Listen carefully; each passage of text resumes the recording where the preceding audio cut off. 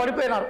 అంటే బహుశా నేను అనుకుంటా కదా వాళ్ళ ప్రయత్నాలే వాళ్ళను నాశనం చేసిన. రియాజ్ గారు ఒక్క నిమిషం, ఒకసారి గుంటూరు మా ప్రతినిధి లైవ్లో ఉన్నారు, ఒకసారి గుంటూరు ప్రతినిధితో మాట్లాడించే ప్రయత్నం చేస్తాం. గుంటూరులో కౌంటింగ్ ఎలా కొనసాగుతుంది, కొన్ని సెన్సిటివ్ ప్రాంతాలు ఉన్నాయి, ఏంటి అక్కడ పరిస్థితి? మొత్తానికి చూస్తూ ఉంటే గుంటూరు జిల్లాలో కూడా దాదాపుగా కూటమికే ఆధిక్య సీట్లు వచ్చేటట్లు కనబడుతుంది. అక్కడ పరిస్థితి చెప్పండి పవన్. మ్యూట్లో ఉన్నారు చూడండి. ఎస్ ఓకే సార్, మొత్తానికి అయితే మాత్రం కూటమి సంబంధించి కూడా ఒక సునామీ ప్రపంచంలో దూసుకుపోతా ఉంది. దాదాపుగా ఉమ్మడి గుంటూరు జిల్లాలోని 17 నియోజకవర్గాలు, 3 పార్లమెంట్లు అసెంబ్లీలు కూడా పూర్తి స్థాయిలో అయితే మాత్రం చూసుకోవచ్చు. దాదాపు 30,000 పైన ఓట్ల ఆధిక్యంలోనే అభ్యర్థులు అయితే మాత్రం తెలుగుదేశం పార్టీ కూటమికి సంబంధించిన అభ్యర్థులు దూసుకెళ్తున్నటువంటి పరిస్థితి కనిపిస్తా ఉంది. ఏదైతే ఉమ్మడి గుంటూరు జిల్లాలో ఉన్నటువంటి తెనాలి నియోజకవర్గంలో జనసేన పార్టీ పోటీ చేస్తున్నటువంటి స్థానంలో కూడా దాదాపుగా ఇప్పటికీ 56,730 ఓట్ల అత్యధిక భారీ ఆధిత్యంలో కూడా దూసుకువెళ్తున్నటువంటి పరిస్థితి కనిపిస్తా ఉంది. ప్రస్తుతం ఆ కౌంటింగ్ హాల్ లో నాదెళ్ల మనోహర్ కూడా ఇక్కడే ఉన్నారు.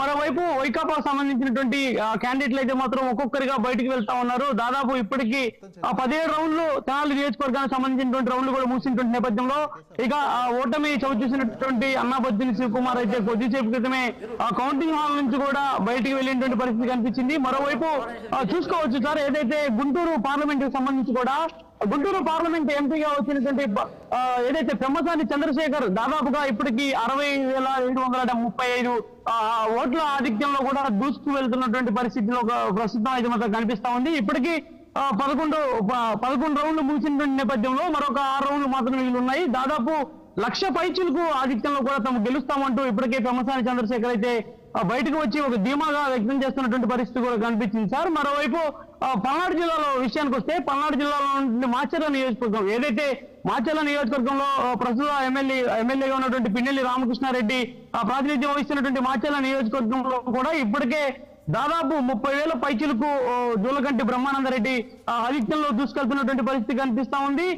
ఈ నేపథ్యంలోనే ఎంపీ లావు శ్రీకృష్ణదేవరాయలు కూడా దాదాపు 62,000 పైచులకు ఆధిక్యంలో కూడా ముందుకు దూసుకెళ్తున్నటువంటి పరిస్థితి కనిపిస్తా ఉంది. ఏది ఏమైనా కూడా ఒక సునామీ ప్రపంచం కూటమికి సొంతంగా పోతా ఉంది. కూటమి ఇప్పటికైతే మాత్రం నియోజకవర్గాల్లో ఏదైతే ఉమ్మడి గుంటూరు జిల్లా వ్యాప్తంగా చూసుకుంటే సార్, ఇప్పటి వరకు అయితే మాత్రం ఒకటంటే ఒకటి కూడా ఖాతా తెరిచినటువంటి పరిస్థితి లేదు. ఎక్కడికక్కడ కూడా 17 నియోజకవర్గాల్లో అయితే మాత్రం ఒక ప్రపంచం సృష్టిస్తా ఉన్నారు. ఇప్పటికీ 30,000 ఆధిక్యంలో కొనసాగుతా ఉన్నారు. ఏదైతే పల్నాడు జిల్లాలో ఉన్నటువంటి నసరాపేట కొంత లీడింగ్ తగ్గుతున్నప్పటికీ కూడా రౌండ్ కి తిరిగి మరలా లీడింగ్ పెరుగుతా ఉన్నటువంటి పరిస్థితి కూడా కనిపిస్తా ఉంది.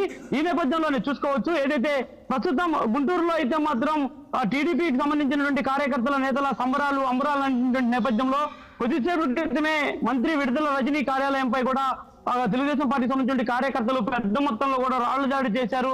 అక్కడ ఉన్నటువంటి ఫర్నిచర్ ని తగలబెట్టినటువంటి పరిస్థితి కూడా ప్రస్తుతం కొంత ఉద్రిక్త వాతావరణానికి తెరలేపుతా ఉంది. ఏదైతే గుంటూరు నగరంలో ఉన్నటువంటి కొరటిపాడు సెంటర్ లో మంత్రి విడుదల రజనీ కార్యాలయం ఉంటుంది. ఆ ప్రాంతంలో ఉన్నటువంటి తెలుగుదేశం పార్టీ సంబంధించినటువంటి ఏదైతే తెలుగుదేశం పార్టీ వ్యవస్థాపకులు నందమూరి తారక రామారావు విగ్రహం ముందే ఆమె ఆఫీస్ ఉండడంతో కూడా పెద్ద మొత్తంలో అక్కడ చేరుకున్నటువంటి టీడీపీ కార్యకర్తలు ఒక్కసారిగా కూడా ఆమె ఆఫీస్ పై దాడి చేశారు, ఫర్నిచర్ ని తగలబెట్టారు. గందరగోళమైన పరిస్థితులు ప్రస్తుతం నెలకొన్నటువంటి నేపథ్యంలో ప్రత్యక్షంగా అయితే మాత్రం ఇప్పటికే గుంటూరు అర్బన్ ఎస్పీ దుహార్ డ్యూటీ అయితే రంగంలో దిగి అల్లరి మొగలు మొత్తాన్ని కూడా చెదరగొట్టేటువంటి ప్రయత్నం అయితే చేస్తా ఉన్నారు సార్. మరోవైపు పల్నాడు జిల్లా కూడా ఇప్పటికే పూర్తి స్థాయిలో ఒక పకడ్బందీ వ్యూహాత్మకమైన చర్యలు చేస్తున్నటువంటి పరిస్థితి కనిపిస్తా ఉంది. ముఖ్యంగా మాచర్ల నియోజకవర్గంలో ఏదైతే పెట్రోల్ పంపులు బయటకు వచ్చినటువంటి ఎక్కడికక్కడ కూడా భారీ సోదరు చేస్తా ఉన్నారు. ఎక్కడికక్కడ బయటకు రాకుండా కూడా పోలీసులు ఇనుప కంచెలు ఏర్పాటు చేసి ఒక వలయంలోకి తీసుకున్నటువంటి పరిస్థితి మాత్రం ప్రస్తుతం పల్నాడు జిల్లాలో అయితే మాత్రం కనిపిస్తా ఉంది sir. Right, okay Pavan, yes మళ్ళీ వస్తాను. రియాజ్ గారు ఒక విషయము, ఇప్పుడు కూటమి అధికారంలోకి వచ్చేసింది, ఇక్కడ